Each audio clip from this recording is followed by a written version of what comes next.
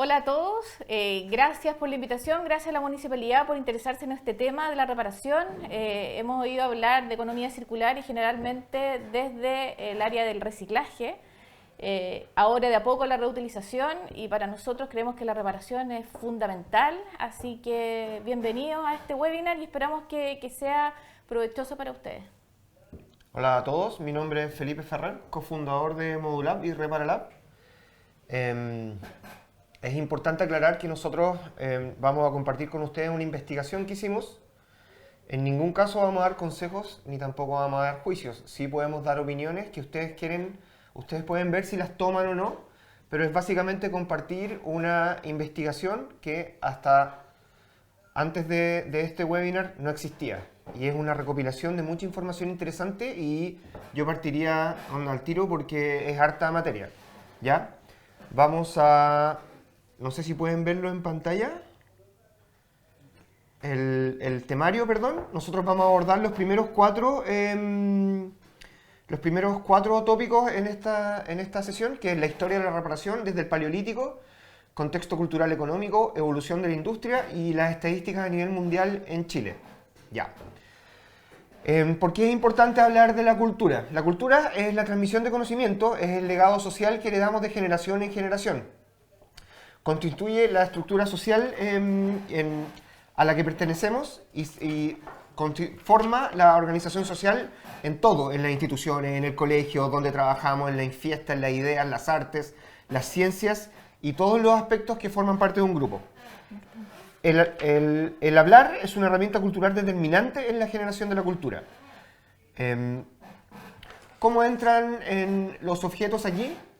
Es muy importante porque traspasar un objeto de generación en generación sin contar cómo este funciona no tiene sentido. Por eso los objetos son una parte muy importante de nuestra cultura.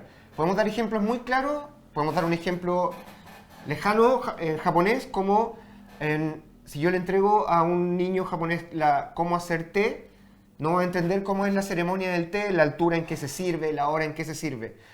Un ejemplo cercano, si yo le heredo a mi hijo un trompo o un emboque, no va a saber usarlo porque no hay esa transferencia cultural. Por eso, como diseñadores industriales, para nosotros es importante que ustedes vean la cultura material como algo muy importante, que tiene un efecto claro y potente en la calidad de vida y en todo el medio ambiente.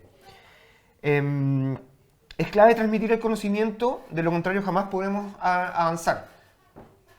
¿Avancemos? Vamos a hacer énfasis en la cultura material. La cultura es sumamente amplia, tiene que ver con historias, tiene que ver con cómo se relacionan las personas, con tradiciones, pero precisamente en este punto nosotros vamos a abordar la cultura material, que es un tema que se relaciona netamente con los objetos. Como decía Felipe, es cómo es la relación del hombre con los objetos, con todo tipo de objetos, y en el fondo cómo esa relación se va transmitiendo de generación en generación y cómo los objetos hablan de las personas, y la reparación también habla del tipo de sociedad, del tipo de tecnología que se tienen en cada etapa del desarrollo del hombre, en el fondo. Claro, es importante aclarar que cuando hablamos de objetos, no solamente hablamos del objeto cuando ya apareció al frente nuestro, sino vamos a hablar de las prácticas de producción, consumo y circulación de objetos que constituyen un motor histórico, ¿ya? Bueno, el ciclo de vida de los objetos implica un desgaste, más no su pérdida de función o utilidad. O sea, los objetos, en la medida que los vamos usando, siempre se van desgastando. Lamentablemente, la renovación permanente de estos artefactos es parte de nuestra forma de vida. Es parte de nuestra forma de vida en los sectores más acomodados. En esta dinámica, el acto de consumir se vuelve un eje central, un requisito de integración social, dado que inevitablemente otras formas de cultura quedan excluidas en este modo de vida. Esto lo que quiere decir que en el fondo se convierte cada vez en una forma más desechable de abordar nuestra relación con los objetos. Esto quiere decir que comprar algo te hace pertenecer a un club. Comprar algo es más que adquirir solamente un objeto, sino que es distinto ¿cómo decirlo? Comprarte un Mercedes es distinto a comprarte un Fiat. Después lo vamos a entender mejor, ¿ya? Ahora viene, el tema del diseñar, es importante considerar el ciclo completo de vida del producto, que esto recién se está abordando a través del ecodiseño, que en el fondo Diseñar no comprende solamente la forma y la utilidad, sino que comprende la extracción de materias primas, qué materias primas utilizamos, qué pasa con el producto después que lo desechamos, qué fin de vida le damos a ese producto. El hacerse cargo de todas esas preguntas y dar esas respuestas es donde estamos en este minuto y lo que queremos abordar. ¿Cómo prolongamos la vida de los objetos? Hay diferentes formas de prolongar la vida: la mantención y el cuidado, el intercambio, que es el trueque y que se está trabajando bastante, y hay hartas iniciativas de trueque ahora. Está la donación, la reutilización y el reciclaje, y donde nosotros hacemos énfasis la reparación. Creemos que la reparación es una de las mejores formas de alargar el ciclo de vida de los productos, y donde también se involucran mucho las personas, no solamente la máquina. Claro, el reciclaje está muy en boga ahora, pero el reciclaje genera poco trabajo, fomenta el consumo y generalmente no genera mucho trabajo local. La reparación es clave. Hablar algo que no lo quisimos poner en la presentación porque podía ser un poco controversial, pero etimológicamente la palabra reparar es una palabra compuesta. Re es un prefijo que significa volver a, de nuevo, hacer algo de nuevo, y parar tiene muchas aseveraciones, pero la que nos hace más sentido para este conversatorio es que parar de la lengua indoeuropea significa parir. Entonces eso tiene un concepto súper mágico, que lo que significa reparar, o sea, significa volver a parir algo. Y reparar trae en sí, que lo van a ver más adelante en nuestro manifiesto, quizás en otra sesión, requiere la comprensión del objeto en la totalidad de sus partes y su complejidad interna. Y esto parece como una frase cortita, pero es muy importante y la vamos a ver también más adelante. En una segunda instancia promueve las formas de innovación, porque al yo ver un objeto desarmado y entender cómo funciona, puedo proponer formas de innovación. También requiere un proceso de interacción previo, o sea, hay que interactuar con el objeto, saber cómo funciona, saber cómo se va desgastando, saber sus procesos también. ¿Cómo sabemos esto? Porque cuando nosotros hacemos las sesiones de reparación y la gente en una primera instancia nos dejaba el producto y se iban, y nosotros no podíamos reparar ese producto, porque lo que necesitábamos era que ellos nos dijeran con sus palabras qué les sucedía. Por ejemplo, un secador de pelo. Van a escuchar el secador de pelo en todo el conversatorio porque es algo que es muy típico que arreglamos, pero nos decían, suena mal, o siento que no tira aire caliente, o funciona un minuto y después se apaga. Si no ocupamos el producto antes, no tenemos cómo saber por qué falló. Claro, es indispensable para poder reparar algo, saber cómo funciona. También su estudio podría revelar nuevas formas de creatividad y mejoras para contribuir a la disciplina del diseño sustentable. Nosotros siempre invitamos en la jornada de reparación que la gente vaya con los niños, porque es diferente que te enseñen en forma teórica cómo funciona un objeto a que lo abran delante tuyo y te expliquen, mira, la electricidad viene desde acá, pasa por este cable, entra a un motor y se produce cierto cambio de energía. Cuando lo visualizas, lo aprendes y como que lo consumes ese conocimiento. Claro, además que muchos de los productos que nos llegan ni siquiera fueron diseñados acá. Bueno, reparar es una operación reflexiva que implica... Reflexiva. De nuevo viene el re de repetir. El de repetir, el prefijo, y reflexiva. Recuerden que la instancia, el estado de ánimo donde uno más aprende es cuando reflexiona. Y generalmente reflexionamos después de un error. Repensamos en lo que nos equivocamos. Por eso reparar es casi algo psicomágico, por así decirlo. Implica investigación de las causas de las disfunciones para la restauración de una función alterada. Reduce la brecha entre las actividades manuales e intelectuales. Eso es súper importante entenderlo, porque en un mundo donde ya no hacemos nada con las manos, ser capaces de tener una idea y arreglarla motrizmente es algo súper importante. Lo que nos lleva a reparar, que se acuerdan que les dijimos que es reparir, eso va a ser algo que vamos a declarar más adelante también, pero creemos que reparar es algo muy femenino. Y como sabemos que el futuro es femenino, les colaborativo. va a hacer más sentido más adelante. Bueno, lo otro también que vimos que es muy valorada en zonas vulnerables donde los ingresos son menores y las posibilidades de consumir son escasas. O sea, la reparación tiene que venir de la base de la pirámide porque la necesitan, en el fondo es fundamental. y es importante para evidenciar tecnologías y el valor de los artefactos en la antigüedad. Lamentablemente nos dimos cuenta que investigando sobre artículos en la antigüedad, las cosas que eran reparadas no fueron valoradas, entonces muchas veces en los museos no se exhiben productos, por ejemplo, cerámica o cestería que está reparada. Entonces hay muy poca investigación al respecto sobre cómo se reparaba en la antigüedad. A lo largo de la historia de la humanidad se han generado diversos procesos de reparación asociados a las características propias de cada cultura. Aquí vamos a revisar cómo se ha abordado la reparación desde los inicios del hombre hasta los tiempos actuales y la reparación en todo orden de cosas. Acá podemos ver... Es importante partir con esto porque antiguamente teníamos pocos objetos. Teníamos solamente los objetos que eran necesarios para nuestra vida cotidiana. Por eso partimos con esta imagen, que es una reparación sobre lo que podríamos decir uno mismo, y tú eras tu herramienta de supervivencia en la antigüedad. Por eso es tan importante mostrar dientes reparados, es que sin dientes no comes, y si no comes te mueres. Por eso es tan relevante esta imagen que elegimos entre tantas. Claro, y que se ve que, bueno, se cambió que son dos perforaciones que van unidos con un elemento conector. La reparación en la historia, aquí nos vamos a ir hacia atrás, bien atrás, al Paleolítico, 35.000, 10.000 años antes de Cristo. La Edad Antigua de piedra abarca el tiempo comprendido entre el inicio de la vida humana y el final de la era glacial. Los utensilios, herramientas de piedras talladas, gruesas, pesadas y toscas, difíciles de manejar. Claro, Sí. había un muy poco dominio sobre la técnica, pero aún así, los pocos materiales que dominábamos los ocupábamos porque eran reparables. El sílex es una piedra que se ocupó como herramienta. La primera herramienta del ser humano es la mano. La segunda herramienta fue la prolongación de la mano, que es la uña. Y todas las herramientas cortantes son la prolongación de la uña. El sílex no se eligió porque sí. El sílex se eligió porque es una herramienta... Es una piedra. Es una piedra que se ocupó como herramienta cortante. Recuérdense que cortar era la primera forma de cazar, de formar una flecha. Pero el sílex se elegía porque se podía ir reparando el filo.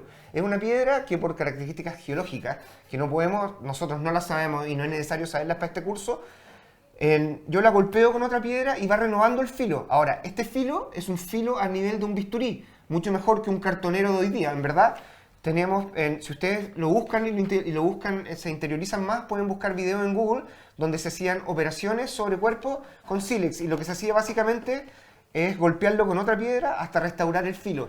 A pesar de haber poco desarrollo de lenguaje, de tecnología, de dominio de materiales, vemos que en un elemento tan simple como el sílex ya se consideraba la reparación. O sea, no es que la punta se botaba y se buscaba otra, no, que existía el acto de reparar, de volver a darle la función inicial. Golpeándola se restauraba un filo. Vamos a la siguiente. Después nos saltamos a la época del Neolítico, 10.000 a 3.000 a.C. Acá hay cambios tecnológicos, económicos y sociales. El hito más importante es que aparece la agricultura y la domesticación animal.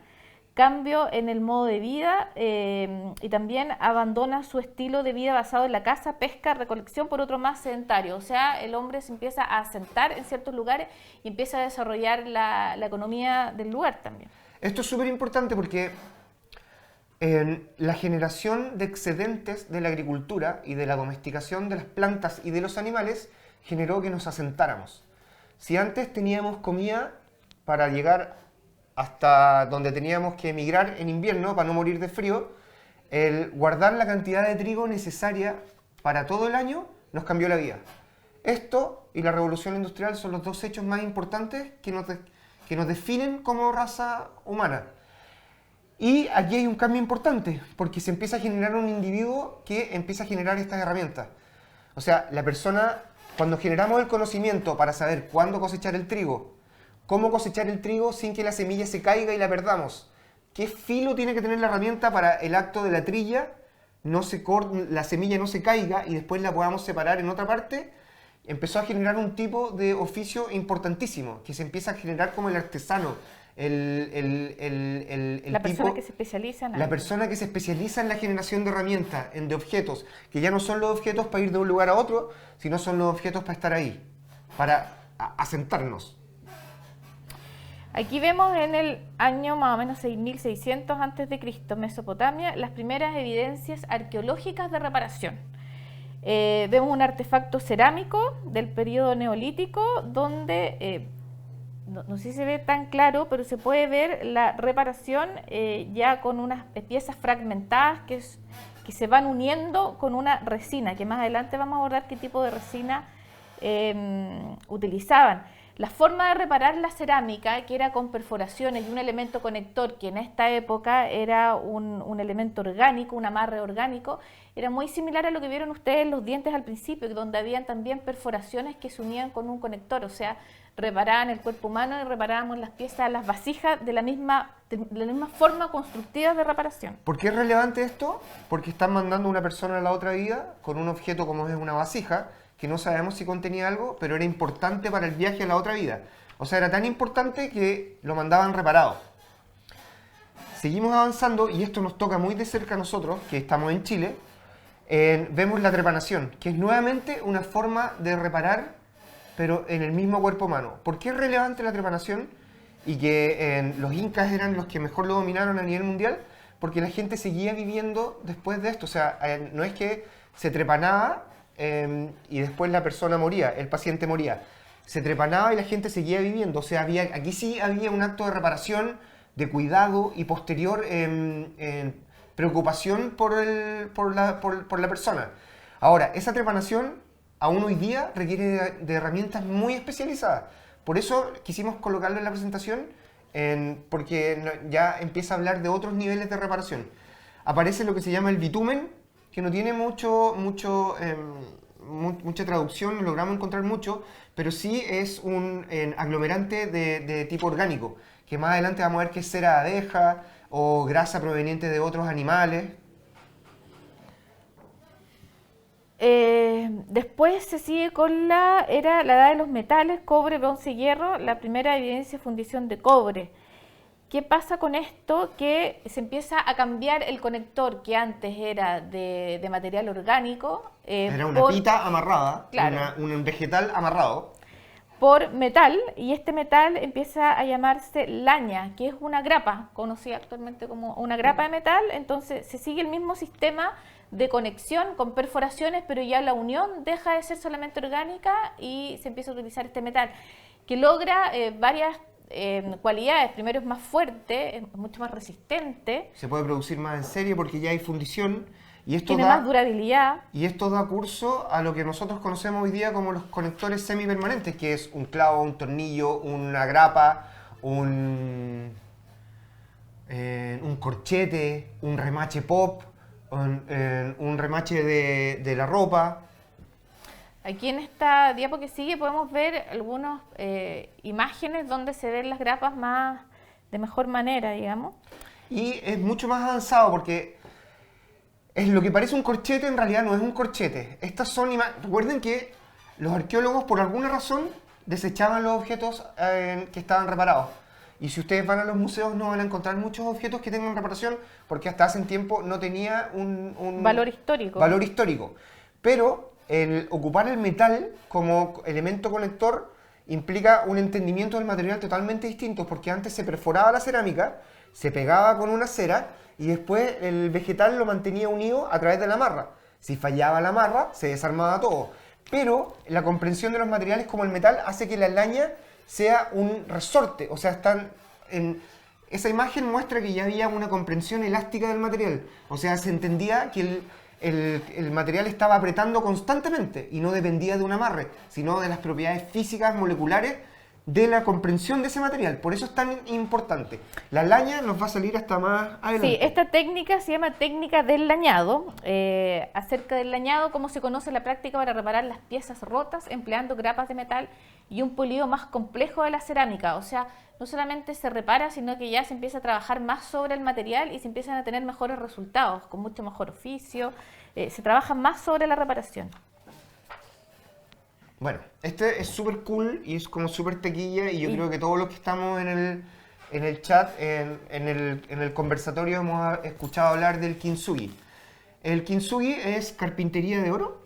Se llama carpintería de oro. Es la traducción. Surge en el siglo XV por un shogun llamado Ashikaga Yoshimasa, que él en el fondo tenía unos jarrones para tomar té que eran sus preferidos, que se le rompieron, los mandó a reparar y resulta que le llegaron de vuelta los jarrones reparados con grapa.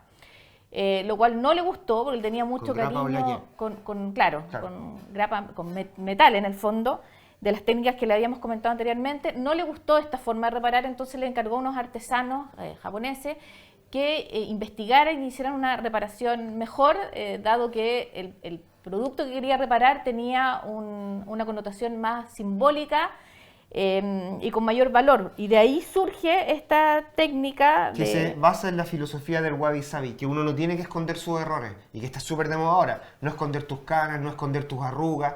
Y eso es súper histórico porque es súper importante porque se dejó de esconder el objeto reparado y pasó a tener una importancia relevante contar que está reparado. Y esto es muy importante para nosotros que trabajamos en la reutilización, la revalorización, porque el producto empezó a contar una historia. Y eso es muy importante. Para arreglar las fracturas de cerámica se hacía con un barniz de resina espolvoreada o mezclada con polvo de oro, plata o platino. ¿Platino? Como decía Felipe, forma parte de una filosofía que plantea que las roturas y reparaciones forman parte de la historia de un objeto, y aquí empezamos a apelar a las emociones, y que debe mostrarse en lugar de ocultarse, incorporarse y además hacerlo para embellecer el objeto, poniendo de manifiesto su transformación en la historia. Aquí hay, dos ejemplos. Está el método de la grieta, está el método donde se agrega una pieza, y está el método que es más entretenido para nosotros, que es el que nos gusta, que es cuando la reparación ya es como evidente. O sea, está reparado con otro pedazo de otro cuenco. Entonces, ya no se esconde el objeto reparado, sino que... Pasa a ser un producto, en el fondo, un artículo con personalidad también, porque va adquiriendo nuevas características que lo empiezan a hacer único, y ahí cada vez adquiere más valor. Lo que empezó a pasar en esta, y me salgo un poquitito, que me encanta este tema, en esta época cuando este tipo de reparación era bien famosa, es que algunos artesanos empezaron a romper objetos y a repararlos de esta manera porque los vendían más caros. Entonces hubo una polémica no menor porque pasaba eso. Y más adelante, cuando vayamos avanzando en el webinar, les vamos a contar también lo que pasa actualmente en Japón, donde de nuevo empezó a valorizarse mucho los objetos o las prendas que son reparadas. ¿Cuánto es lo que nos pasó a nosotros o lo voy a contar más adelante? Más adelante, para dejarlos ahí. Ahora nos acercamos un poco más a Sudamérica. Esta es una momia muisca de Pisba en Colombia. Y los escáneres mostraron que la momia estaba aferrada a un calabazo o totuma como recipiente que está claramente reparado. Y lo sostiene a la altura del pecho, presionándolo fuertemente al esternón. Esto es súper relevante porque en las culturas que creían que nosotros, digamos, la muerte significaba un viaje, viajar con algo reparado no solamente hacía creer en la reparación, sino que te iba a servir para ese viaje. Es sumamente simbólico y relevante para este conversatorio. Y acá, en este tipo de reparación, pasa que se mezcló la reparación donde consistía en reparaciones, un elemento conector que unía, pero también se empieza a utilizar resina, que en este caso es una resina negra. Entonces ya se empieza a avanzar el tema de la reparación y se empiezan a incorporar otros elementos también. Acá, porque ya vimos que en otra parte ya estaban reparando con laña. Eso vendría a ser la primera etapa, que es como un contexto histórico. Y ahora vamos a hablar del segundo tema, que vendría a ser lo importante para la cultura. No es solamente cómo usamos las cosas y los productos no caen mágicamente sobre nosotros. Los productos son parte de un proceso. Tal como les dijimos antes, los dos procesos más importantes que hemos vivido hasta ahora son la domesticación de las plantas y de los animales.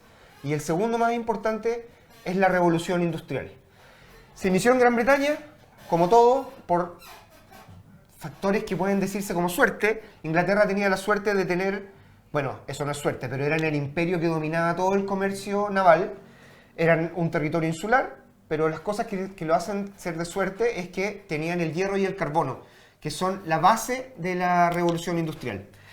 Algunos dicen que empezó en Inglaterra, pero en la mayoría de los historiadores dicen que partió en Inglaterra. Y lo que principalmente abarca es la transición de una economía agrícola, del sector primario, a un sector comercial industrial. Y se basa en la ideología basada en el racionalismo, la razón y la innovación científica. Vamos a puntear esto porque es importante entenderlo, cuáles son las características de la revolución industrial. Claro, las características es gran aumento de la producción mecanizada, cambios en la estructura social, empiezan a aparecer nuevos personajes en la sociedad, expansión económica e industrial sin precedentes, incremento de la productividad gracias al avance de la tecnología. Aquí les voy a hacer un listado de cuáles fueron los avances tecnológicos y la maquinaria nueva que empezó a surgir. Importantes mejoras en los medios de transporte, fuerte aumento de la población urbana en decrecimiento de la población rural. O sea, la gente empezó a emigrar a las ciudades y dejar el campo. Cambios en los hábitos de consumo, transformación en la estructura productiva, transición del sector primario al sector secundario, sobre todo textil y metalúrgico, impulso del carbón como fuente de energía principal. Piensen que en esta época, en 1767, se crea la máquina de hilar en 1769, la máquina a vapor, en 1787 el barco a vapor, en 1814 el ferrocarril, en 1897 la bicicleta, Como la conocemos, con cadena. como la conocemos hasta ahora, y en 1829 la máquina de escribir. O sea, fue una revolución increíble y realmente cambió toda nuestra forma. Pero lo atingente para este conversatorio es que en la revolución industrial todavía había alguien que sabía fabricar las cosas. Lo que se cambió fue la potencia humana para fabricar algo y la animal por la potencia del vapor. Y se cambiaron, los talleres pasaron a ser centros fabriles, o sea, ya el artesano seguía existiendo, pero el taller en el fondo del artesano empezó a transformarse en fábrica o en industria. Si antes un artesano forjaba con la fuerza de su brazo, o quizás alguien molía harina con el molino de un molino impulsado por un buey, ahora está la fuerza de la máquina a vapor que amplificó eso. Pero lo que queremos explicar es con esto, y recuerden que estas son todas opiniones nuestras, no son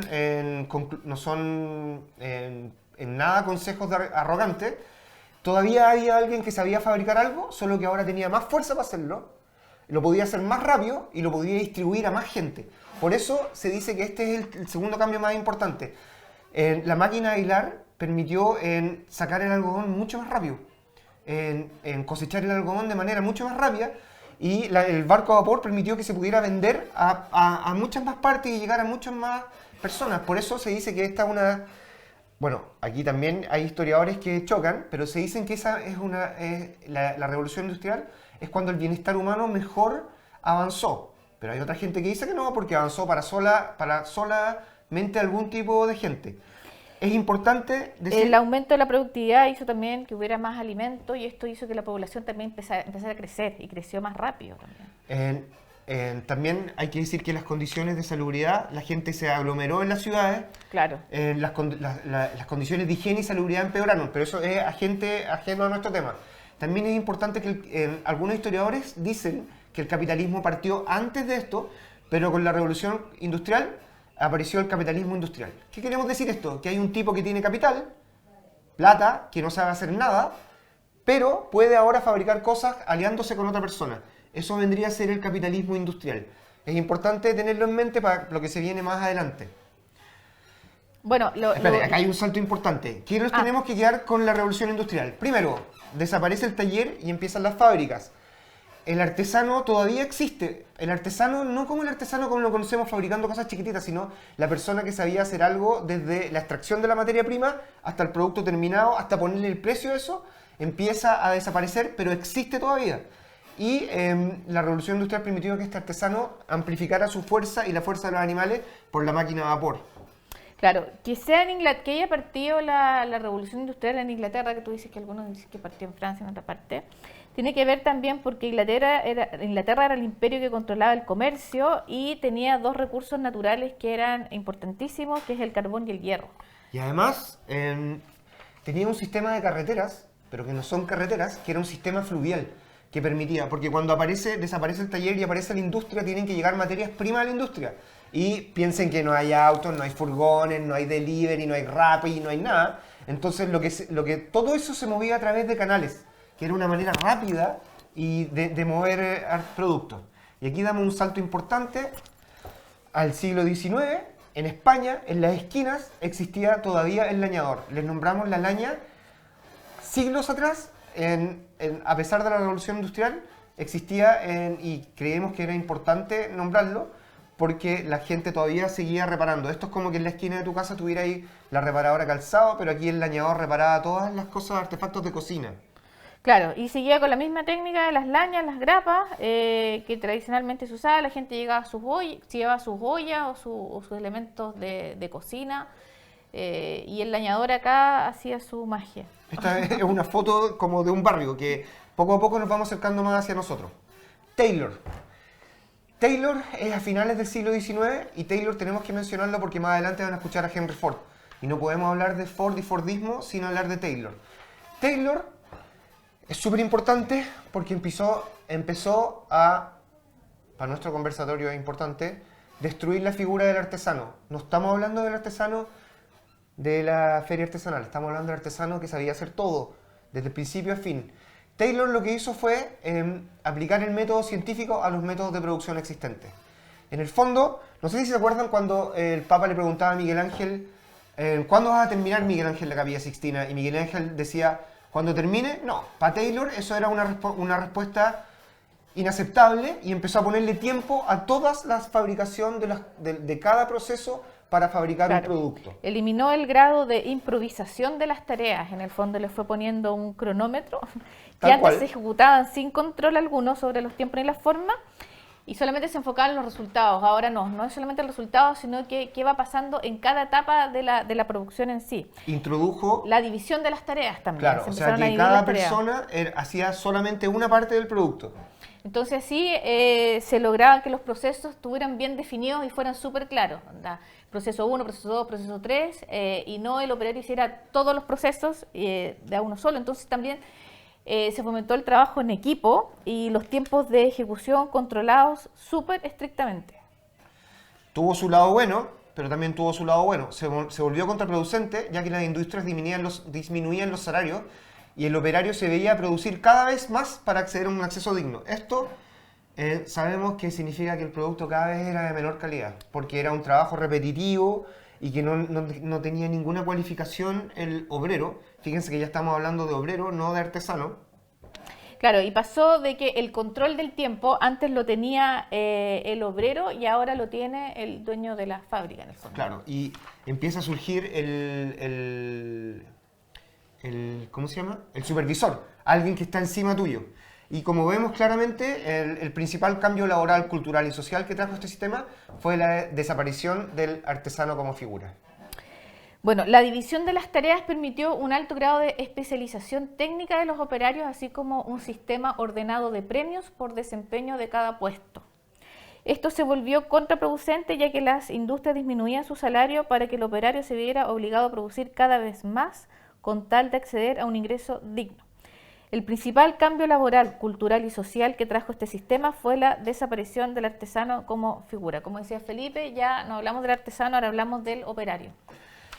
Por eso quisimos mencionar a Taylor, porque en 1908 surge el Fordismo. Henry Ford inventó un sistema de producción innovador que permitió una drástica reducción de los costos y un aumento de la masificación. Henry Ford fue lo que en diseño se llama lo que podría ser una apropiación cruzada, porque él no inventó la fabricación en serie, inventó sí la correa de transporte, pero la correa de transporte él lo observó en los mataderos. O sea, es interesante ver cómo él observó cómo se faenaba la vaca y la industria bovina para él aplicarlo a su método. Ford tiene muchas cosas buenas y como vamos a ver adelante, no son ni los ingenieros ni los diseñadores lo que en algún momento echaron a perder todo e hicieron que todo se fuera al demonio, porque nosotros después de hacer todo este estudio creemos que esta gente tenía intenciones buenas. O sea, de hecho, Ford logró que el automóvil dejara de ser un bien como claro, para millonarios y para un sector súper pequeño y popularizó en el fondo el uso del automóvil. Y es importante decir que cuando en el 1908 habían cientos de marcas de autos. O sea, lo que hizo Ford no fue el primer auto, fue cambiar la manera en que se fabricaba ese auto. Entonces pasó a producir en masa, pero también a bajo costo. Su modelo consistía en una línea continua de ensamble, producción en serie. Lo que se movía acá era el producto, no el operario. El operario no se iba moviendo dentro de la planta, sino que el producto, a través de una correa transportadora, iba moviéndose y el operario iba desarrollando una acción. Y el conjunto de acciones lograban sacar adelante la producción. Nuevamente es como el taylorismo, pero más aplicado, y redujo aún más los tiempos de ejecución en la división del trabajo. Se le asignó a cada operario una tarea sumamente específica, de manera repetitiva y sistemática, privándolo de la posibilidad de control de los tiempos que requería cada tarea. O sea, en la imagen ven que el auto se está moviendo. Si el auto avanza sin que el operario complete la tarea, se detiene la correa completa de distribución, de fabricación. Y esto obviamente traía consecuencias para el operario. Esto también exigía que el operario no tuviera ningún grado de formación. O sea, claro, porque tenían que hacer una sola tarea súper específica. Entonces, el operario en el fondo no sabía cómo se hacía el auto en su totalidad, sabía hacer solamente la parte que le tocaba hacer a él. Y esto es súper importante porque se reduce más todavía en el conocimiento del operario y empieza a surgir lo que nosotros también vemos como la aparición del repuesto, que nosotros creemos que el repuesto no es reparar. Entonces, en Ford tuvo un problema muy importante que generó tanta fabricación en masa que no tenía quien le comprara las cosas. Claro, había mucha oferta y poca demanda. Y lo que hizo fue brillante, porque él lo que buscó fue que sus mismos operarios pudieran comprar sus autos. Y que un operario tuviera un auto en esa época fue totalmente revolucionario. Claro, entonces impulsó mejorar los sueldos a sus operarios para que sus propios operarios fueran sus propios clientes, y eso también beneficiaba a la economía interna del país. A través de un muy alto nivel de consumo. Esto también hay que leerlo punto a punto. Bueno, lo que le ven en la imagen es la película Tiempos Modernos de Chaplin, donde hace una crítica heavy a la producción en masa. Está basado en la producción en cadena. Recuerden que Ford la aplicó en los objetos cotidianos, pero viene copiada de los mataderos de animales. Reduce los costos asociados a la producción, disminuye el tiempo de producción. Ultra especializa la mano de obra en procesos pequeños y muy específicos. El obrero no tiene idea, el obrero sabe poner la tuerca a una rueda, pero no tiene idea cómo funciona el escape. O sea, no hay un sentido completo del objeto que está fabricando. Elimina la flexibilidad del tiempo, obrero en el trabajo, eso se lo aprendió a Taylor. Propone una subida de salarios del obrero para que pueda consumir los mismos productos que fabrica. Esto es, o sea, genial. Hay una mecanización del trabajo. Esto es súper importante porque cuando habla de la mecanización del trabajo, es que genera herramientas específicas para el trabajo que está haciendo. Esto es, si poner una rueda requiere 4 tuercas, él no coloca una tuerca por cada uno, genera una máquina que coloca las 4 tuercas al mismo tiempo. Y eso lo hace mucho más eficiente. Es un cambio pero muy relevante para todo lo que se nos viene. Hay que contextualizar que estamos mostrándole cómo se fabrican las cosas para llegar a lo que tenemos ahora, porque los objetos no caen mágicamente sobre nosotros ni en donde los compremos. Hay que entender también que todavía no había ninguna comprensión del medio ambiente. No era tema. No era tema. Para ¿cachai? nada, en absoluto. Se creía que los recursos eran completamente ilimitados. Uso de mano de obra no cualificada y la utilización de la cinta de montaje o ensamblado. El Fordismo tuvo su crisis. La mecanización del trabajo, la cinta de montaje, redujo los costos pero encontró límites. Aumentó el poder de los trabajadores no cualificados, aunque no lo crean. Algunos historiadores dicen que aquí empezó el socialismo y el sindicalismo y los trabajadores se empezaron a unir.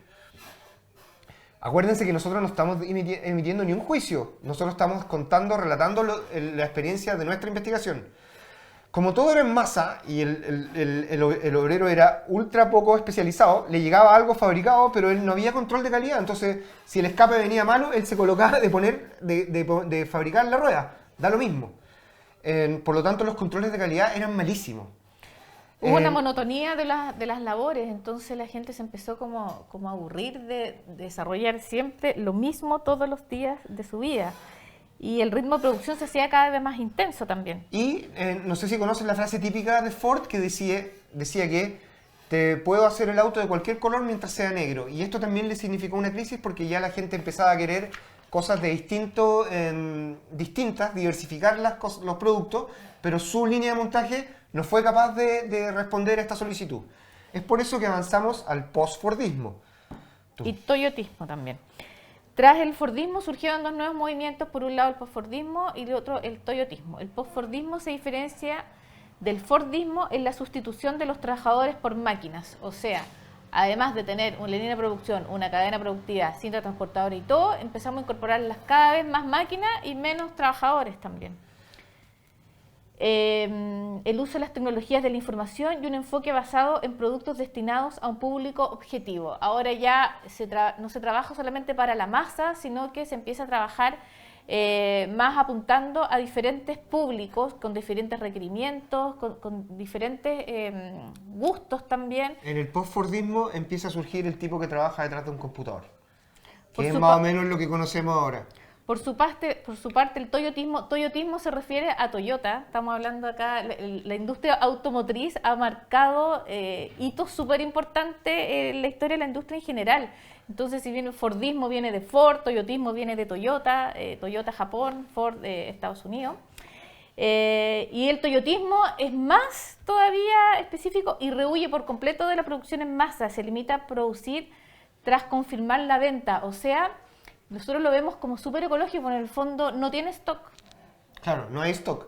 El toyotismo fabrica solamente cuando algo está vendido, o sea... Producción bajo demanda. Producción bajo demanda y genera el concepto just in time. Esto significa que en la fábrica no hay asientos esperando a ser colocados en el auto, sino que los asientos llegan de otra fábrica, más especializada, que sabe hacerlo mejor que Toyota, y llegan a la cadena de producción en el momento exacto. Él es el ingeniero que más adelante vamos a ver que inventó el toyotismo. Aquí está, se llama Taiichi Ohno, falta una H ahí. Él trabajaba en la fábrica automotriz japonesa Toyota y fue el impulsor de una teoría que tenía grandes diferencias con el ya desgastado Fordismo. Su característica distintiva era que se iba a producir exactamente lo que ya se había vendido. Acuérdense que el Fordismo generó un sobrestock de autos que había que vendérselo y para que él siguiera funcionando le subió el sueldo a sus operarios para que ellos mismos compraran su auto. Bueno, ahí hablamos del just in time, que es que todo llega a la línea de producción en el momento exacto que se necesita, que se requiere. No hay un bodegaje, no hay un stock. Claro, no hay almacenaje, no hay stock, no hay costos de inventario, así como la excesiva circulación del producto. Si por alguna mejora en los procesos los costos bajaban, esto se reflejaba automáticamente en el consumidor. Eso es una locura pensarlo ahora, pero el toyotismo lo proponía. Se tendía a producir en bajas cantidades un modelo de producción masiva del mismo artículo. El toyotismo, a diferencia del Fordismo y el Taylorismo, propuso que el operario podía avanzar en su empresa. O sea, alguien que partía haciendo una labor muy básica podía avanzar en la escala de la línea de producción hasta transformarse en un supervisor. O sea, ganaba más y entendía cómo estaba producido el objeto entero. En este caso, claro, el auto. Y eso lo hacía tener un sentido de pertenencia a la empresa también. Se sentía como parte y valorado dentro de este sistema productivo. Se sentía orgulloso y entendía la importancia de su rol dentro de la organización. O sea, no era como un elemento dentro de la industria que apretaba un botón y hacía algo repetitivo, sino que podía opinar también. La automatización permitió que ciertos procesos de control de calidad fueran perfectos y disminuía la cantidad de errores.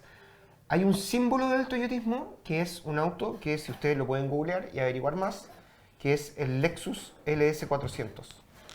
Este es un auto que circula hasta el día de hoy, es del año 89 creo, y tiene 400.000 y hay autos que han andado hasta 500.000 kilómetros, que es un ejemplo exacto del toyotismo, de algo bien hecho, fabricado para que durara y bajo demanda. Bajo demanda. Bajo demanda. Se fue mejorando y perfeccionando con la misma gente que estaba dentro de la producción. Sí, o sea, eso es materia, para que lo vean, que el Lexus es como icónico. Y también acá se empezó a incorporar el control de calidad, lo que posibilitaba detener los productos defectuosos a tiempo. El Postfordismo. postfordismo permite la diversificación de los productos. También cabe recordar que este fue uno de los principales motivos de decadencia del modelo anterior Que te fordista. entregaba un auto solamente negro, solo negro, sin ningún cambio.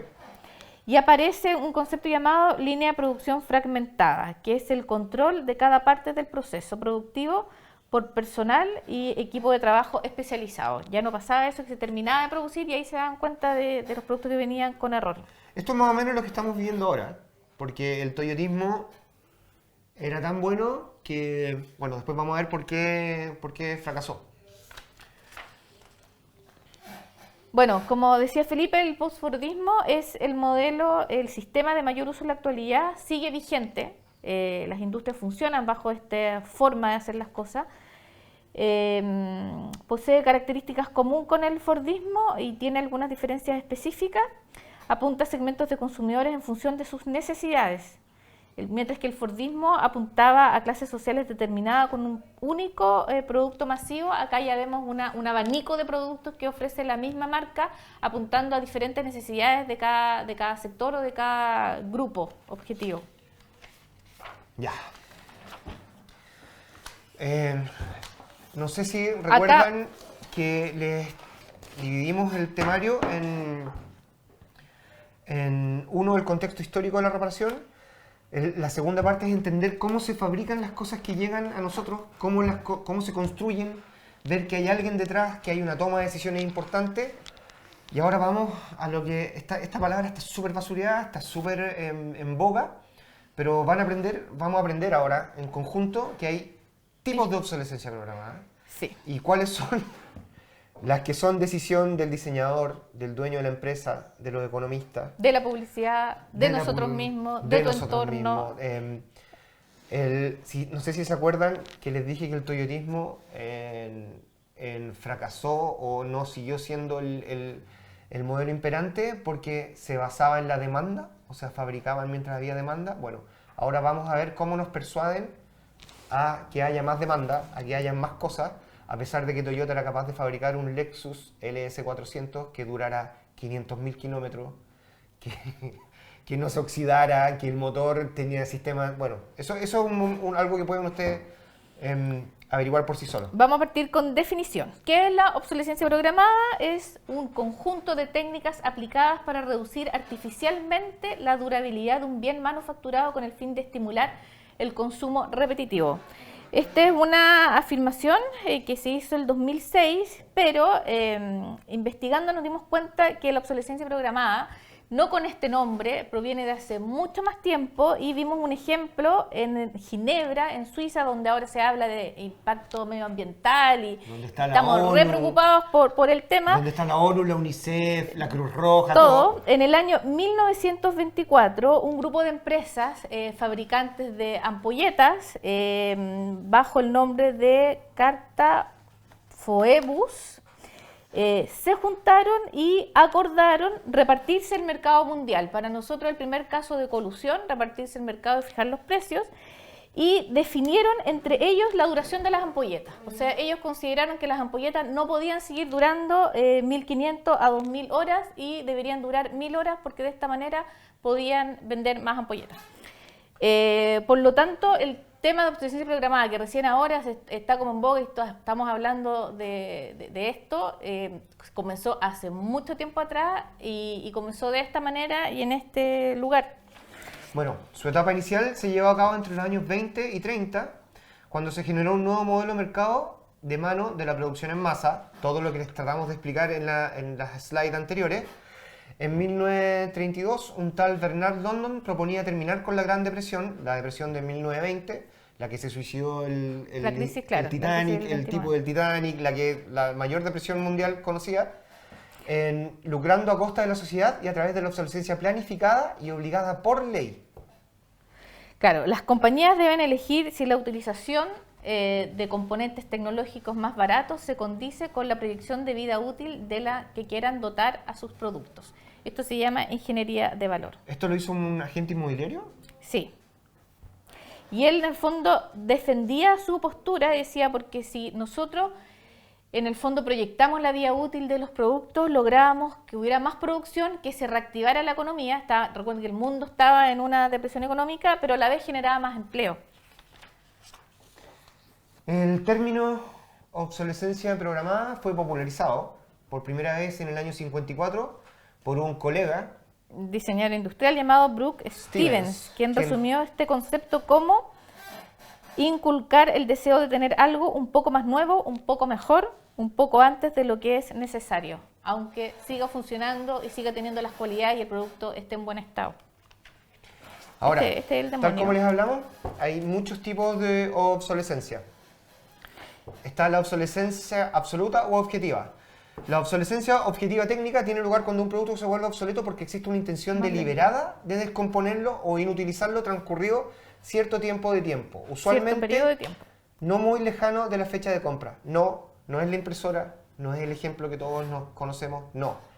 Esto se configura en la etapa inicial del diseño del producto. O sea, el producto se diseña ya sabiendo hasta cuándo va a durar este producto. O sea, ahí hay una decisión comercial que al diseñador le dicen, hazlo así. Claro, y el diseño en el fondo se basa en ocupar materiales de baja calidad o resistencia. En el fondo, cuando hay materiales que están sometidos a resistencia mecánica dentro de su funcionamiento, al utilizar materiales de baja calidad el desgaste es mayor, por lo tanto el quiebre probablemente sea mucho antes de lo que debería ser.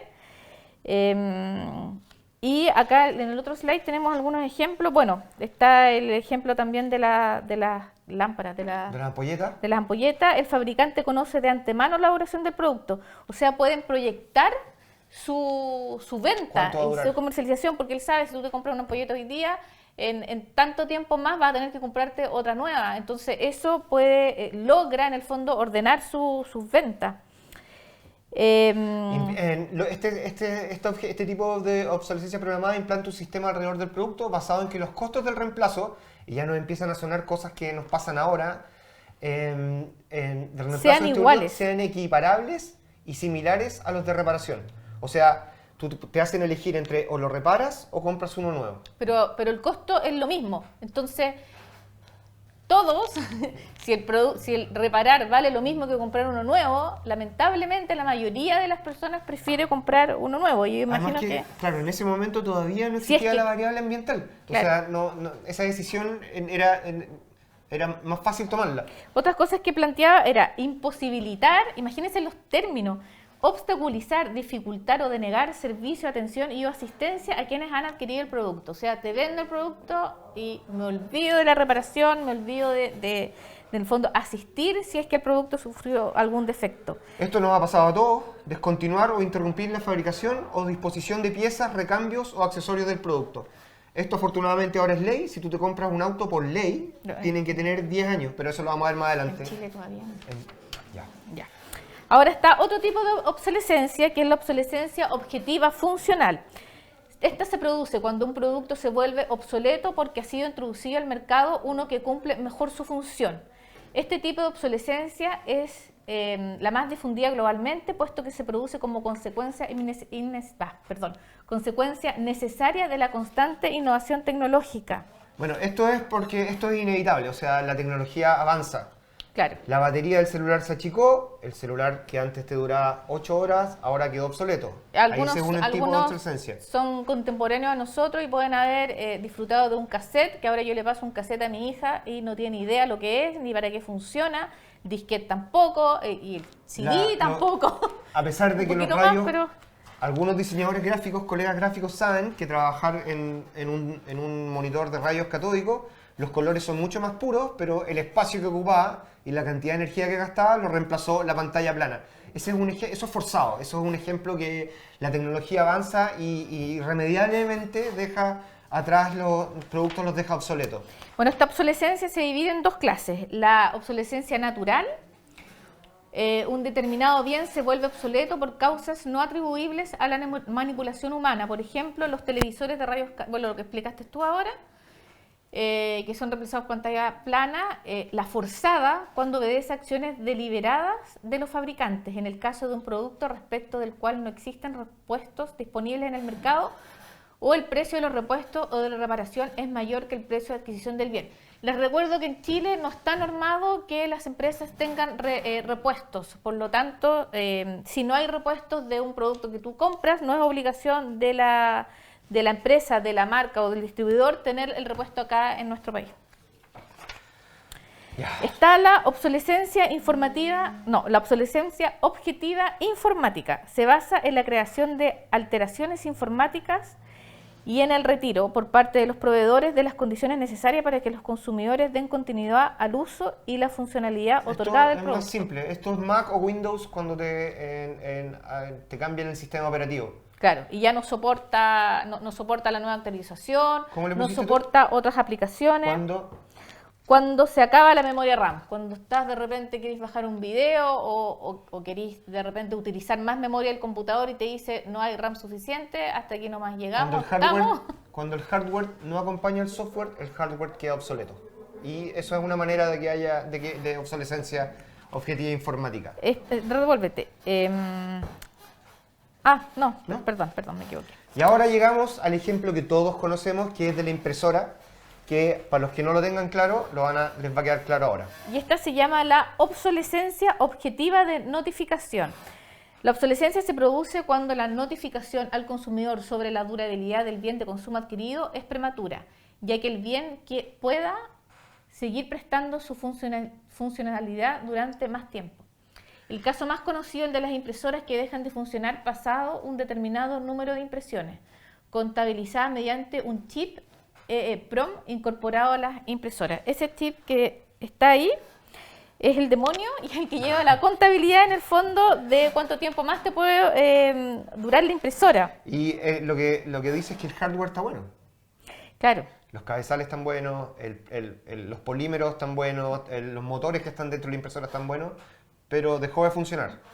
Claro, gracias a ese chip dejó de funcionar. Y ahora esto también es una opinión nuestra, o mía en realidad, no sé tuya, pero esta es la obsolescencia que es la que nos lleva ahora, la que nos tiene ahora. Sí, esta es la obsolescencia relativa o psicológica, que la verdad es que no se habla mucho de ella, pero en realidad es la obsolescencia que nos hace cambiar las cosas día a día. Y es la obsolescencia de la deseabilidad, que en el fondo no necesito algo, pero lo deseo, que es lo peor. Se produce cuando un producto aún es funcional, o sea, funciona de la manera que fue fabricado a la perfección. Se produce cuando un producto aún es funcional, pero su rendimiento se ve desgastado en la mente del consumidor. O sea, el producto funciona, pero tú sientes que ya no funciona o que ya no te sirve para lo cual lo compraste. Si se fijan, nosotros no hemos hecho juicios todavía, pero creemos que Ford, Taylor, Taiichi Ohno no son culpables de la obsolescencia programada. Queremos entender qué es lo importante que son. Nosotros queremos que se vayan más con preguntas que respuestas de este primer conversatorio. Y cuando leemos esto, leemos llamada también obsolescencia de deseabilidad. ¿Cuándo los objetos dejaron de cubrir nuestras necesidades y pasaron a cubrir nuestros deseos? ¿Cuándo es culpa de Henry Ford que deseemos el auto cada vez más, que era un ingeniero? ¿O en qué momento se metieron los economistas? ¿O son los publicistas los que en verdad echaron a perder todo? Eso es lo que queremos las preguntas que queramos que ustedes se hagan, más que tengan respuestas claras, al final de este conversatorio. Y al final, espérame un segundito, lo que nos hace sentir que está obsoleto el producto tiene que ver con el estilo, cambios que hacen que se vea menos deseable. O sea, la moda, de repente funciona, pero pucha, está de moda, o nos hacen sentir que está de moda la publicidad, el tendencia. Color, no sé, ahora está, supongamos, el cian con el amarillo y antes era el rojo con el fucsia. Yo creo que aquí aparece el influencer. Aquí, no sé si se acuerdan, yo tengo 42, no vamos a decir la edad de Pamela, pero yo me acuerdo que las marcas antes sacaban 2 colecciones al año, ahora son 8. No, mucho más, casi 20. ¿Por qué la necesidad de tantas colecciones al año? ¿Por qué siempre te muestran el auto, el SUV, andando en un camino verde a 100 km por hora cuando sabemos que siempre estamos en un taco? Son opiniones, no juicios. Avancemos a lo siguiente.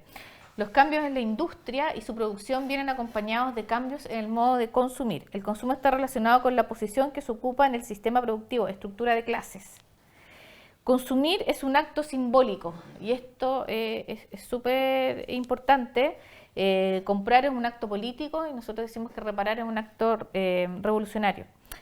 ¿Por qué es un acto político? Porque tú cuando compras algo estás votando por el sistema que quieres. Cuando te compras una polera de 2 lucas, estás votando por un sistema que genera que una polera cueste 100, se le pague a un niño, esa polera llegue a un barco y llegue con una huella de carbono terrible acá. Negativa. Por eso es un acto político. Tú, con tu dinero, es tu forma más eficaz de votar. Entonces, consumir es un acto simbólico de las personas y los grupos sociales con la cual señalan y crean su identidad, delimitando diferencias, determinando el pertenecer. Esto quiere decir que cuando tú compras algo, no estás comprando el objeto, estás comprando pertenecer a un club, generarte una identidad. Y ahí vienen los valores de cada uno. O sea, no sé, pues, alguien se puede comprar un bembé por la tradición, o alguien se lo compra porque le gusta que lo vean en un bembé, o puede ser, no sé, pues puede ser otro ejemplo, ¿cachai? A alguien le puede gustar porque todas las piezas están fabricadas en Europa. Comprar nos hace pertenecer a un club, y esto es con lo que le hablábamos antes. Los objetos que nos compramos satisfacen una necesidad o un deseo de pertenecer a este club. Claro, tiene que ver con el estilo de vida también que tenemos nosotras las personas y el diverso abanico de posibilidades que estos otorgan a los individuos. Vamos, la reestructuración en la forma de trabajo y el incremento de nuevas tecnologías que suponían un ahorro en mano de obra alteraron la actividad económica. Durante los años 20 aumentaba el número de trabajadores que se quedaban sin trabajo y las ventas descendían considerablemente. Ante el aumento de la sobreproducción y el insuficiente número de compradores, la comunidad empresarial enfocó sus esfuerzos en estrategias para relanzar el consumo público. Así se dio inicio a lo que se conoce como el Evangelio del Consumo, el cual pretende convertir a los trabajadores en consumidores en masa. No sé si ya les empieza a sonar más como lo que nos está pasando hoy día. 100 años después, 2020, aparece la figura del consumidor insatisfecho. Nuevamente, lejos de acá, Charles Kettering de General Motors introdujo la dinámica del cambio de modelo anual de sus automóviles. General Motors generó lo que hasta hoy día suena y a veces vemos en las calcomanías, la sensación del auto del año. Que el mejor SUV del año, auto del año tal, el mejor auto compacto del año, eso viene de General Motors. Y lo que introdujo la dinámica era el cambio de modelo anual de sus automóviles. En palabras de Kettering, la clave para la prosperidad económica consiste en la creación organizada de un sentimiento de insatisfacción. O sea, cuando nos sentimos insatisfechos, hay alguien que nos está generando esa idea de insatisfacción. Se le puede atribuir a Charles Kettering de General Motors. Claro, y aquí empieza el tema de los deseos. O sea, tengo la necesidad de desplazarme, pero ya no quiero un elemento con 4 ruedas y un motor, ya quiero que tenga ciertas características, y ahí empieza el tema de los deseos por sobre las necesidades. El economista John Kenneth fue más preciso al expresar que la nueva misión de las empresas se resume a crea las necesidades y esfuérzate por satisfacerlas. O sea, ese es un nuevo rol totalmente para la empresa. O sea, crear la necesidad y esfuérzate por satisfacerla. Estamos empezando a configurar el mundo que nos rige hoy. Las campañas publicitarias pasaron de argumentos de utilización e información descriptiva a reclamos emotivos con diferenciación social y de estatus. Yo creo que todos recordamos ese comercial.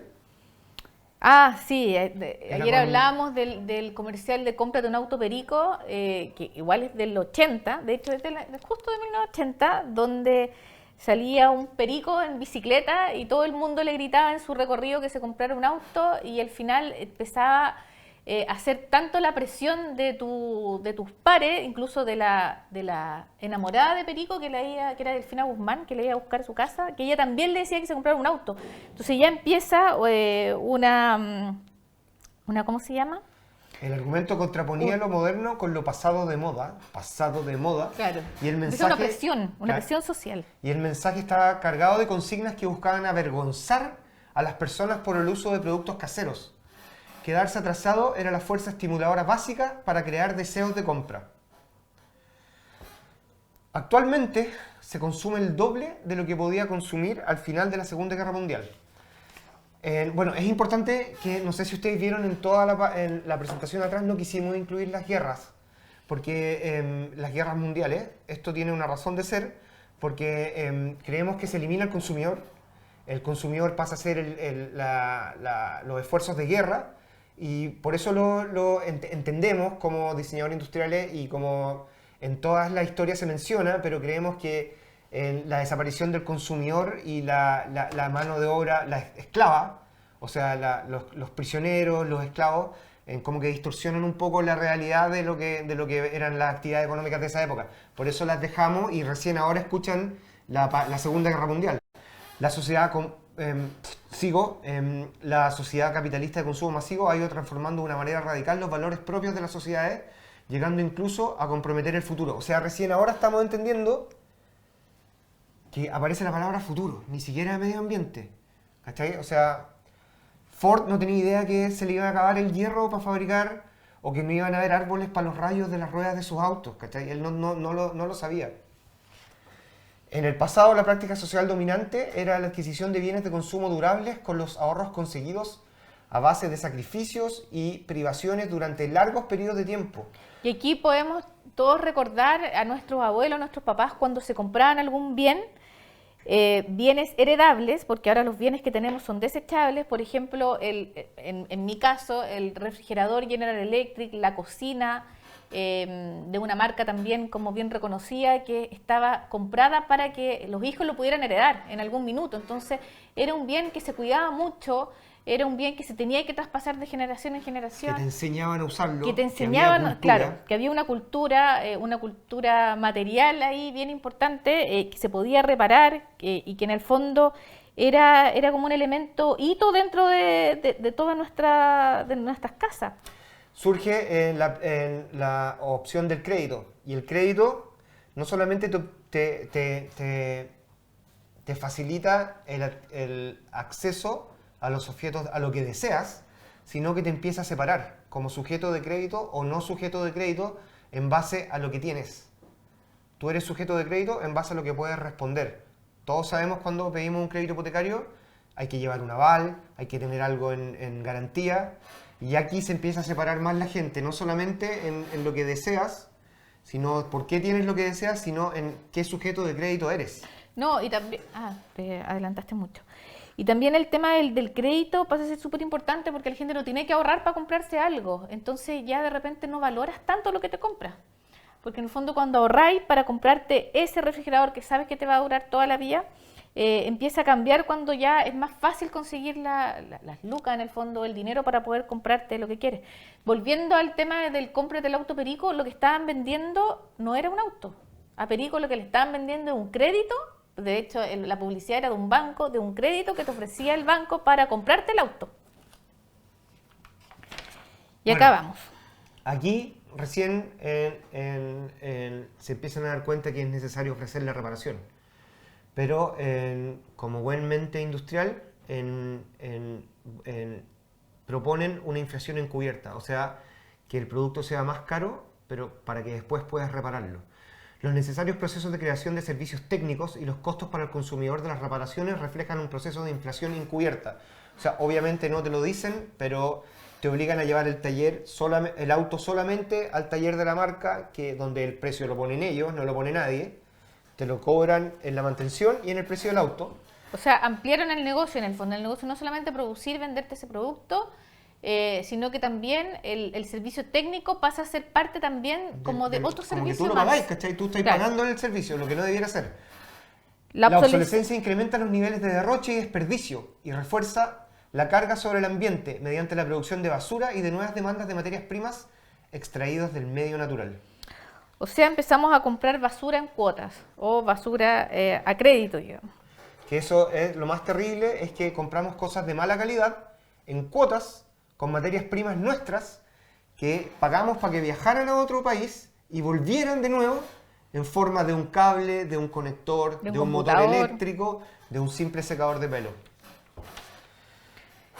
Yo creo que Aquí terminamos una parte importante de la primera etapa del conversatorio y esta etapa tiene como fin meterles miedo. O sea, aquí van cifras. No, en realidad, más que meter miedo, es hablar de la generación de desechos a nivel mundial, de qué está pasando en el fondo, de cómo estamos consumiendo, cómo estamos desechando, cuáles son los países que están liderando la relación entre cuántos son tus ingresos y cuánto desechas. Claro. Pero yo creo que es importante, antes de llegar a eso, hacer una conclusión de todo lo que vimos ahora. O sea, ver cómo la desaparición del artesano, la desaparición de la persona que sabía hacer todo el producto de principio a fin, la desaparición de la posibilidad de reparar y de poner un repuesto. La etimología de la palabra reparar, para las mujeres que estén en el conversatorio, tiene que ser un ladrillo en la cabeza y lo importante que son ustedes para la reparación, porque el futuro es femenino, colaborativo. Entonces nosotros proponemos desde Reparalab que la etimología de volver a parir, es sumamente importante. La reparación hace que el objeto sea tuyo. Tú no puedes reparar un objeto que no entiendes cómo funciona. Yo no puedo reparar un auto. Yo abro el capó de un auto y no tengo idea cómo funciona. Quizás más adelante van a haber autos que sean más fáciles de reparar, ¿o no? Que los pueda reparar el mismo usuario. Claro, de hecho hay una tendencia sumamente fuerte en países en Europa de la autorreparación. La mano de obra es sumamente cara. Y la gente está pidiéndole, bueno, esta es materia ya del próximo conversatorio, pero está exigiendo a las marcas que enseñen a reparar, que no solamente cuando te compras un producto venga un manual de instrucción de cómo funciona, sino que un manual de despiece, de cómo lo puedo desarmar, con qué herramientas lo puedo desarmar, el proceso de desemblaje, ¿cómo se llama? De ensamblaje. Claro. Ahora, es importante también entender cómo nos metieron la obsolescencia en diferentes etapas. Cómo la mete el dueño de la empresa, cómo la introduce el diseñador, cómo la introduce los economistas. Para mí, me queda claro que de todo este conversatorio fueron los economistas los que se les escapó la obsolescencia de las manos. O sea, yo entiendo que en los años 20 tú hayas querido introducir la obsolescencia para generar nuevos puestos de trabajo, pero ya estamos en el 2020, o sea, ¿es necesario que el secador de pelo o la tostadora me dure tan poco? La desaparición de la persona que entiende toda la fabricación de un producto, el artesano, la aparición del repuesto, la aparición de un operario que no sabe hacer más que una cosa. O sea, ¿qué consumidor podemos esperar de una persona que lo único que hace es hacer todo el día un solo trabajo? Entender que en el conversatorio se buscó transformar al trabajador en un consumidor. ¿Cuándo pasó eso? ¿Cuándo empezamos a trabajar para poder consumir lo que queríamos, los bienes que deseamos? O sea, ¿por qué trabajas tú? ¿Tú trabajas para darle una educación a tu hijo? ¿Trabajas para tener el auto último modelo? Son preguntas que surgen a partir de esto, que esperamos que, como les decimos nosotros, que nos hagan reflexionar, que reparen, que entiendan también por qué a veces ustedes no pueden reparar. O sea, por qué a veces no es que ustedes sean tontos o no entiendan nada o no sean diseñadores industriales. Seamos. O sea, que no seamos diseñadores industriales todos, sino que es por algo. Y entender por qué está pasando esto es la primera causa. O sea, saber por qué estamos enfermos es la primera causa para poder mejorarnos.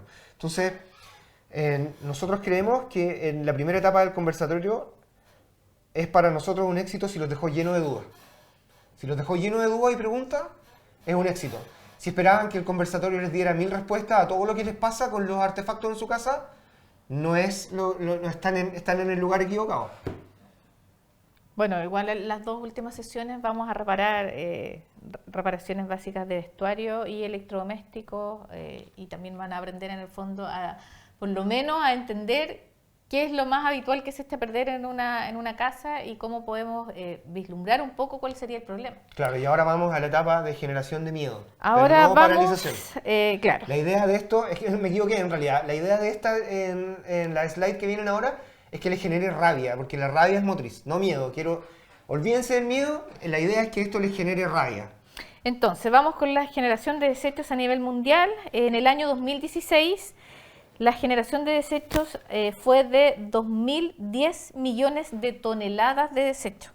A mí me cuesta hasta imaginármelo, o sea, la cantidad es monstruosa y lo peor que la proyección para el 2050 son 3.400 millones de toneladas, 70% más de basura en 30 años más.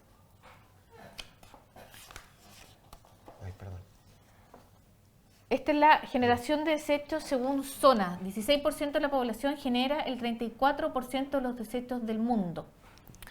¿Qué pasa con esto? Que en el fondo hay una cantidad de países muy pequeña, una población muy pequeña genera un tercio de la contaminación a nivel mundial, es bastante. No, de descartes. De descarte. Y el 23% lo genera Asia Oriental y el Pacífico. Y eso, si ya que metiste la palabra contaminación, alguien genera contaminación para fabricar esos productos. O sea, ni siquiera nos hemos metido en eso. Avancemos. Aquí está la generación de desechos según nivel de ingreso. El 16% de la población, que son los países de alto ingreso, generan el 34% de los desechos, 683 millones de toneladas. 9% de países de bajos ingresos genera el 5% de desechos. Esto es difícil darle una lectura a esto, porque uno debiera pensar que a mayor ingresos compran más, pero también tienen mayor educación. O sea, comprar más no siempre debiera ser sinónimo de generar más descarte. Pero eso es lo que pasa. O sea, la gente con más ingresos descarta más desechos. El 2016 se generaba a nivel mundial 0.74 kilogramos per cápita. Por persona. Las regiones con países más desarrollados, con países más desarrollados son las zonas que generan mayor cantidad de residuos. Norteamérica, Asia y el Pacífico y Europa Central son los lugares que lideran la generación de residuos per cápita. América Latina, en los países cuyo idioma oficial es español o portugués, es de 0,87, ya subió. Al día, lo que supera el promedio mundial fijado en 0,74. O sea, Chile ya está por sobre el promedio mundial. Y aquí está, en este gráfico, se puede ver con colores en el fondo la cantidad de kilogramos que se generan por cada zona. Claro, ahí está Estados Unidos, Canadá, China, como los que más producen, Australia. Esto es la composición de... aquí ya nos metemos al desecho, pero nos metemos al desecho en separándolo. Entonces podemos ver que la gente la gente con mayor ingreso, en el 32% vota en... es difícil ver el color aquí. En comida y productos verdes, descartes compostables. Un 13% es plástico, un 25% es papel y cartón. Eso, papel y cartón, es claramente descarte de lo que compran. Eso tiene que ser electrodoméstico y cosas así. Y si nos vamos al otro lado del espectro, la gente con ingresos bajos, lo que más vota es plástico. No, me equivoco. Lo que más vota es... Sí, no, plástico. Por lo que todo lo que consumen viene desechable y es de poco racionamiento. Sí, eso se repite casi en los tres. Claro. En B, C, D. 44% de los residuos a nivel mundial es de comida. 38% de los residuos son reciclables secos. Plástico, papel y cartón, metal y vidrio. Mientras más alto el nivel de ingreso, disminuye el porcentaje de materia orgánica. También incluyen más materiales como papel y plásticos. Esto es por el packaging. No cabe menor duda. Composición de otros desechos. Desechos industriales, residuos agrícolas, residuos de construcción y demolición, residuos peligrosos, desechos médicos y desechos electrónicos o desechos electrónicos. Ahí se repite. Raro. La generación de residuos industriales aumenta significativamente a medida que aumenta el nivel de ingresos. La producción mundial de residuos agrícolas es más de 4 veces y media la de los residuos sólidos urbanos. Esto es los residuos, cuando se refiere a los residuos agrícolas, es los residuos para generar nuestra comida. O sea, lo que genera y lo que come la comida que nosotros nos comemos. Bueno, la industria lidera muchísimo la generación de residuos. Aquí está en el gráfico. Después sigue la agricultura, construcción y demolición. Desechos tóxicos, desechos Desechos médicos y desecho electrónico. Claro. En el 2019 se generaron unos 53,6 millones de toneladas métricas de residuo y este es el residuo electrónico, sin contar los paneles fotovoltaicos, o sea, 7,3 kilogramos por persona. Se estima que en 2030 se habrán generado más de 74 millones de toneladas de residuo electrónico. El volumen mundial de residuos electrónicos está aumentando a un alarmante ritmo de casi 2 millones de toneladas al año. Toneladas métricas. Toneladas métricas. En el 2019, 9,3 millones de toneladas de residuos quedaron oficialmente documentados como recogidos y reciclados, lo que equivale a un 17,4% de los residuos electrónicos generados. Estas cifras traducen un incremento de 1,8 millones de toneladas, es decir, casi un 0,4 millones de toneladas al año. Sin embargo, el volumen total de residuos electrónicos generados sumó 9,2 millones de toneladas, o sea, casi 2 millones de toneladas al año. Las actividades de reciclaje no siguen el ritmo de crecimiento mundial de los residuos, o sea, estamos creciendo aceleradamente en desechar residuos electrónicos, pero el reciclaje no da abasto. No va de la mano. Por eso partimos diciendo que las actividades económicas fomentan el reciclaje, pero reciclar fomenta la producción de más botellas de plástico. Y eso no es bueno, porque no da abasto. El reciclaje no es una actividad económica viable, no es sustentable y no es sostenible en el tiempo. Por eso la tendencia ahora es reparar, por eso están en este conversatorio. A ver, espera un segundo. Sí. Ya, la basura electrónica está asociada con el desarrollo económico. O sea, un país que está más desarrollado económicamente genera más basura electrónica. Van completamente unidos. Con altos ingresos, países que generan 5 veces el volumen de desechos electrónicos que generan los países de ingresos medios y bajos. En 2019 se desecharon 53 millones de toneladas de residuos electrónicos, 20% más que el 2014. O sea, vamos aumentando considerablemente y las proyecciones para el 2030, 2050 son súper grandes. El 2030 se proyecta que se generen 74,7 millones de toneladas a nivel global y 9 kilogramos por persona de residuos electrónicos. Y acá va un gráfico que ustedes pueden empezar a ver en sus casas de cuántos... el promedio mundial de electrodomésticos seleccionados en propiedad per cápita según el nivel de ingresos del país. Esto es más orientado así a Europa, no hay todavía un registro acá en Latinoamérica, pero igual se puede sacar una idea de la cantidad de artículos electrónicos que tenemos en nuestros hogares. Acá viene. Algunos datos. Los equipos eléctricos y electrónicos se han vuelto esenciales para la vida moderna. Imaginen su vida sin celular, sin computador. Yo les digo a mis hijas, yo tengo una hija de 11, somos matrimonio, de 11 y de 7, que cuando yo era chica no tenía computador, tenía tele en blanco y negro, bueno, soy de Talca, tenía 3 canales y mi vida era completamente feliz, pues no lo podían creer que cómo desarrollaba mi vida sin ningún elemento en el fondo tecnológico, muy baja tecnología. Entonces, para los niños realmente, que son nativos digitales, es súper difícil concebir su vida sin artefactos electrónicos cerca, porque permite la comunicación instantánea y mejora niveles de vida para personas de todo el mundo. En el Reino Unido, cada persona compra algo menos de 3 artículos, eléctricos nuevos cada año.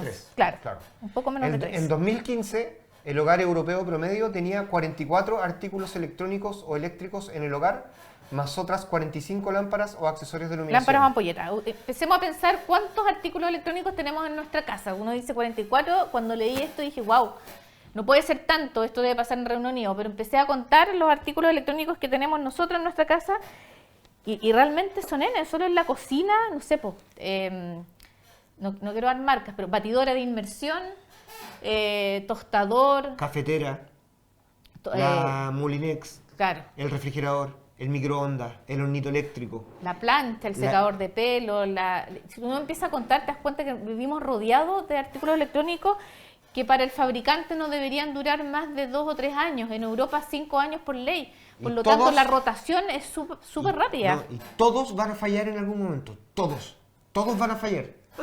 Esto es algo bueno. 2/3 de los europeos preferirían reparar sus productos antes que comprar otros nuevos. Por algo, la ley de reparación partió en Francia, después en España, y ya se está diversificando a otros países de ese continente. En Europa se estima que tan solo entre el 12 y el 15% de los teléfonos móviles se reciclan de forma apropiada, a pesar de que alrededor del 90% de la población tiene uno.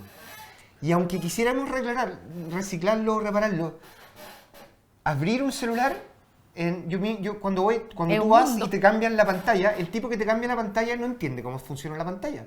Lo único que está haciendo es cambiando un repuesto. Pero esa pantalla es un descarte, la pantalla rota es un descarte que no sabemos a dónde va. Por eso es importante entender que cambiar un repuesto no es reparar. Cambiar un repuesto genera un descarte. Cuando se te pincha el neumático y se te raja, tú, claro, arreglaste el problema, el auto sigue funcionando, pero no reparaste el auto, cambiaste un repuesto. Los desechos electrónicos que a menudo se envían ilegalmente desde Occidente a vertederos tóxicos en expansión en países como Filipinas, Ghana, Nigeria y China crezcan hasta más de 52 millones de toneladas para fines de 2021, para fines de este año, y se dupliquen para el 2050, convirtiéndolo en el tipo de residuo doméstico de más rápido crecimiento en el mundo. Bueno, toda esta información está en BBC. Nosotros les vamos a mandar una bibliografía de donde sacamos todos estos datos para que ustedes los tengan y los puedan ir revisando más en profundidad.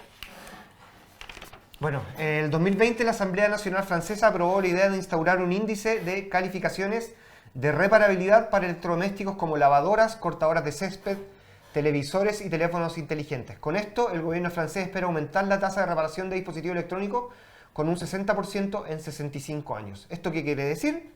Que tú te vas a comprar un teléfono y va a venir con una etiqueta atrás, como viene el consumo de energía ahora. Se está viendo esto. ¿No? No te están viendo a ti, se está viendo él. Ah, ya. Que va a venir con una etiqueta que te va a decir es reparable en A, B, C, D. Entonces, tú vas a poder elegir si quieres algo desechable, que va a ser tu elección, igual como o algo reparable. el consumo energético que tiene los... Eso es lo que acabo de decir. Ah, perfecto. A esto suma la aparición de ciertos locales de reparación en algunas ciudades de Francia, en donde las personas pueden ir a reparar artefactos eléctricos que hayan cumplido su vida útil. Nosotros fuimos el 2018. Sí. Fuimos el 2018 y visitamos algunos locales en Francia donde habían muchos repair café, habían muchas tiendas de segunda mano también, que ahora Juaniquén partió con su tienda de productos como de segunda mano. Y realmente la gente está súper preocupada de este tema, están más adelantados que nosotros, pero en el fondo igual no estamos equiparando. La producción de descarte va en aumento en forma significativa en todos los países. Ahora vamos a ver en Latinoamérica y el Caribe que nos compete a nosotros. Chile está generando 1,15 kilogramos de desecho per cápita por día. Es uno de los países, el tercer país creo, con mayor cantidad de generación de desperdicio, superando ampliamente el promedio mundial. Estamos acá. Somos el principal de Latinoamérica. Sí, a nivel mundial estamos en, no sé qué número, pero en Latinoamérica estamos tercero. Le ganamos a Argentina y estamos detrás de México, que son países que tienen mucha más población que nosotros, mucha más. Claro. Bueno, y lo importante de este slide es que estamos muy por sobre el promedio de 0,74 kilogramos por cápita al día. Esto es el Super 8 que te comes, tu almuerzo, todo genera impacto. Cuando vas al baño, todo el packaging que hables de lo que compras. Bueno, en Chile desde el 2015 se dispone de registro administrativo que dan cuenta de la generación de residuos a nivel nacional. Piensen que nosotros, el Ministerio de Medio Ambiente comenzó a operar hace aproximadamente 10, 11 años, antes estaba la CONAMA. O sea, esto es relativamente nuevo, la preocupación por el medio ambiente y que hayan un organismo que empiece a regular esto. Son clasificados, los desechos son clasificados según su origen en residuos industriales peligrosos y no peligrosos, residuos municipales, aquellos producidos por una comuna y gestionada su recolección por el municipio y lodos provenientes de las plantas de tratamiento de aguas servidas. En el año 2018 se registra una generación total país de 19,6 millones de toneladas de residuos sólidos. de los cuales 97% no son peligrosos, 53% de origen industrial, 42% municipales y 2% los de plantas de tratamiento de aguas servidas. Estos son, por ejemplo, la Farfana, donde se hace el tratamiento de las aguas andinas y que te lo cobran en la boleta. En tanto, el restante 3% corresponde a residuos peligrosos. Este resumen del Estado del Medio Ambiente 2020 del Ministerio de Medio Ambiente. Generación de residuos en Chile. Chile es uno de los países que más desechos electrónicos genera. Se trata de los residuos de aparatos eléctricos y electrónicos RAE. Últimamente esta sigla se usa bastante y se refiere a eso, los residuos de aparatos eléctricos y electrónicos, que en el país se generan entre 7 a 10 kilogramos de este tipo de basura por persona. Esto es anual, esto es una cifra del año 2019. O sea, piensen el contexto donde sucede esto. O sea, somos un país extractivista que vende piedras, palo y pescado. Los mandamos a otro producto. A otro país. A otro país. Esa actividad extractivista no genera riqueza intelectual, no hay diseñadores que envasen nada, no hay diseñadores que generen productos, no hay innovación tecnológica. Mandamos esto a otros países, tenemos las puertas abiertas con tratados de libre comercio para que vuelvan, mucho más caro que obviamente las piedras que mandamos con cobre, y tenemos el acceso a crédito fácil. O sea, no es casualidad que seamos los líderes en América Latina. En el fondo, tal como partimos, nos venden cosas malas en cuota que son irreparables. Y no por casualidad, sino para mantener un modelo que en este conversatorio esperemos que ya ustedes entiendan que es insostenible. Ya, recolección de RAE en el país en base a la ley REP que fue promulgada en el año 2016. Este ítem se concentra principalmente en la zona centro, especialmente en la región metropolitana, que concentra el 96.2% del total nacional, con 5.459 toneladas, superando ampliamente la zona norte y la zona sur. O sea, claramente la región metropolitana genera muchísimo residuo eléctrico y electrónico. El 98% de los importadores y exportadores para las distintas subcategorías que considera la REP, aparatos de intercambio de temperatura, que son los aires acondicionados y todo eso, monitores y pantallas, lámparas, paneles fotovoltaicos, grandes aparatos y pequeños aparatos, corresponde a 20 empresas, las que representan el 55,1% del total de AEE comercializados. Eso es lo que el año 2016. Recién. O sea, llega todo a puertas abiertas con tratados que no pagan. Claro, destacándose Electrolux, que es una empresa sueca, que ahora son dueños de Somela también hace 5 años atrás, con un 13,8%, Samsung con un 6%, LG con un 4,7%, Cencosud Retail y con aquí con sus marcas propias, Mix, eso voy. Esas cosas. Con un 4%, Daiwood con un 3,3% es lo que tienen de participación en el mercado. Nosotros no tenemos ninguna afiliación con esas marcas, estamos como, son traspaso de información, sí. Empresas certificadas. En la región metropolitana hay solo 17 empresas que cuentan con autorización como destinatario de residuos peligrosos y no peligrosos, de las cuales 11 cuentan con autorización como destinatarios de residuos peligrosos. Estas empresas son, por ejemplo, de Graph, que hace reciclaje, Hope son... Lo que pasa es que acá hay una diferencia. Están empresas que movilizan residuos como Triciclo, como Hope, como Rembre y como otras que en el fondo ellos transportan residuos, pero hay empresas que son las que se hacen cargo de esos residuos y en esos tipos de empresas son las que están las 17 que están autorizadas como destinatarios, que en el fondo le llegan a estos residuos que son transportados. Y ahí está, como les comentaba, Midas, que hace reciclaje energético, que no es más que incinerar bajo ciertas políticas medioambientales permitidas. Los descartes, está de Graph, está de Chile Recicla, Chile Enter también y otras más. No existe en Chile la tecnología para reciclar los componentes de, por ejemplo, artículos electrónicos. Lo que se hace en estas empresas es separar los componentes para enviarlos a otros mercados donde sí está la tecnología. Sí, recuperan el oro y el paladio. Claro, acá sale. No existe la tecnología para retirar de las placas o tarjetas electrónicas los metales, porque estas placas están compuestas por varios metales y varios metales que son bien apetecidos. Cobre, paladio y oro principalmente. Claro. Y separarlas de los plásticos para poder generar una nueva materia prima. En el determinado contexto mundial, el desarrollo de políticas públicas de reutilización, reparación, reciclaje serían los aspectos claves para poder establecer un sistema sustentable en el largo plazo y que a su vez estimule una buena calidad de vida de ciudadanos y ciudadanas de los países y sus respectivos modelos económicos. Las posibilidades de generar residuos aumentan de acuerdo con el nivel de ingreso, donde los desechos en base a alimentos son los protagonistas. En cuanto a la reparación, en Chile los datos no concluyentes en primera instancia dan de un uso masivo, es decir, no hay mayores políticas públicas en Chile respecto a este concepto. En Chile no hay una política de reparación, lo que existe son se trata la reparación dentro de la ley del consumidor, que en el fondo es la ley que tiene el CERNAC, pero la política que hay con respecto a reparación es súper vaga y no hay mucha exigencia al importador o al fabricante de estos artículos.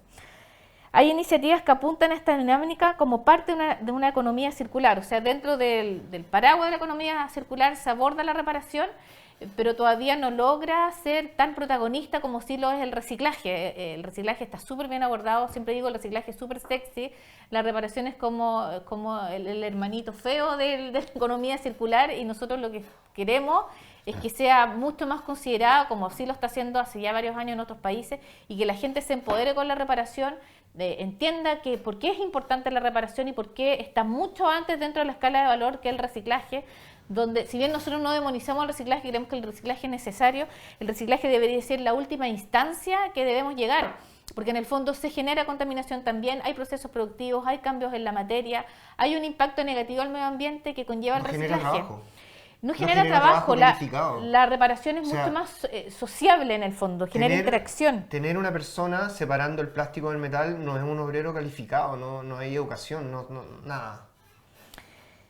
El Ministerio de Medio Ambiente genera ciertas políticas a largo plazo que pueden dar una opción para incorporar la reparación, reutilización como eje de proyección, implementación de la ley REP, Fondo para el Reciclaje, Hoja de Ruta Economía Circular, Política Nacional de Integración de Recicladores Base, Plan de Acción contra la Contaminación de Plástico, Estrategia Nacional de Residuos Orgánicos Municipales, Economía Circular en la Construcción y Residuos de Construcción y Demolición RCD. Concluyendo, en el fondo existe una intención en temas de reparación a nivel de ministerio, pero todavía esa intención no se baja. En la próxima sesión hablaremos más de fondo sobre qué se está proponiendo en cuanto a la ley de reparación. Hay un diputado, no recuerdo qué partido político es, pero hay un diputado que está presentando un proyecto de ley que la presentó el año 2018 que tiene que ver con reparación, que se las vamos a comentar, está en el Senado en este minuto, se volvió a subir hace 2 semanas atrás y se está en el fondo abordando, pero no con la urgencia que nosotros consideramos que se necesita. O sea, ahí terminamos. Esto sería la primera etapa de este webinar. Nos estuvimos, llevamos una vuelta larga. Llevamos 1 hora, 2 horas. 1 hora 45.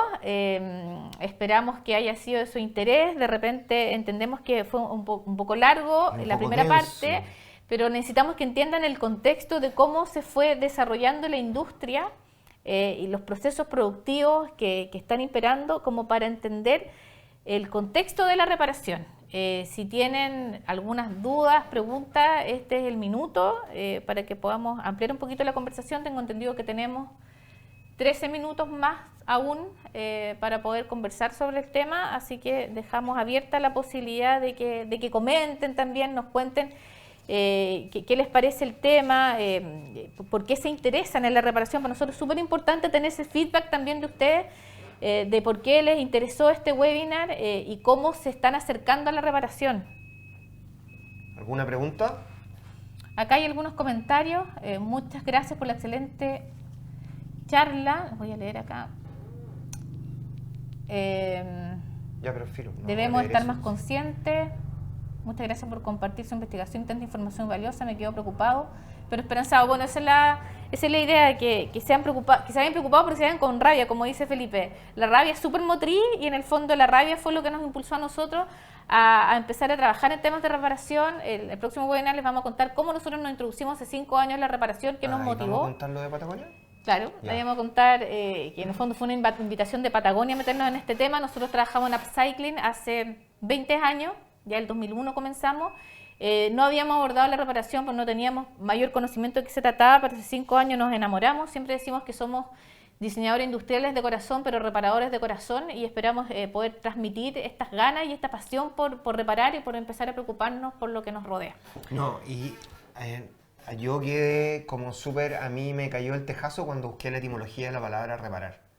O sea, reparar es reparir, y eso tiene que ser algo súper importante para las mujeres que estén en este conversatorio, de que nosotros creemos que ellas son el futuro de la reparación. O sea, no sé, pues, en mi caso, la máquina de coser que estaba atrás era una parte, atrás del living de la casa de mi abuelita, era claramente una cultura material, pero pasó a ser cultura cuando me enseñaron a usarla, cuando hubo ese traspaso de conocimiento. Y son las mujeres las que están llamadas a reparar, tienen una mayor motricidad fina. Nada, eso, o sea, ya no se me ocurre qué más decir después de 2 horas. O sea, si hay alguna pregunta, por favor pregunten para que sepan que estamos ahí, que están ahí. Que bueno, vemos que estamos contentos. Bueno, cerramos entonces esta conversación. Gracias por acompañarnos, gracias por el interés. Les voy a dejar acá nuestro correo. No, el de RepararLab. RepararLab. Y las webs. No, la pusiste de lado. No. Ahí. Ya, ahí está el mail. Les voy a dejar también nuestro sitio. Tenemos, bueno, RepararLab lo transformamos en una fundación. Partió como un activismo de Moulab, empezó a crecer, y ya dejó de ser el hijo de Moulab y pasó a ser el hermano, el primo, ahora casi el tío. Y tenemos esta web donde estamos mostrando y donde vamos a conocer una iniciativa súper linda que tiene que ver con la idea de armar un directorio a nivel nacional de reparadores, donde pueden inscribir el reparador de su barrio. Generalmente pasa que los reparadores son personas de más edad y no están muy familiarizados con la tecnología, por lo tanto no tienen redes sociales ni saben en el fondo mucho manejar esto, pero sí ustedes pueden incorporar los reparadores de su barrio. RepararLab lo que busca es que el reparador sea una nueva estrella de rock. Eso Claro, es lo que busca. Visibilizarlo y darle el rol que le corresponde dentro de la sociedad. Así que gracias nuevamente y esperamos verlos este jueves a las 11 de la mañana también. Y eso sería. Gracias a todos y nos vemos en otra oportunidad. Chao, chao.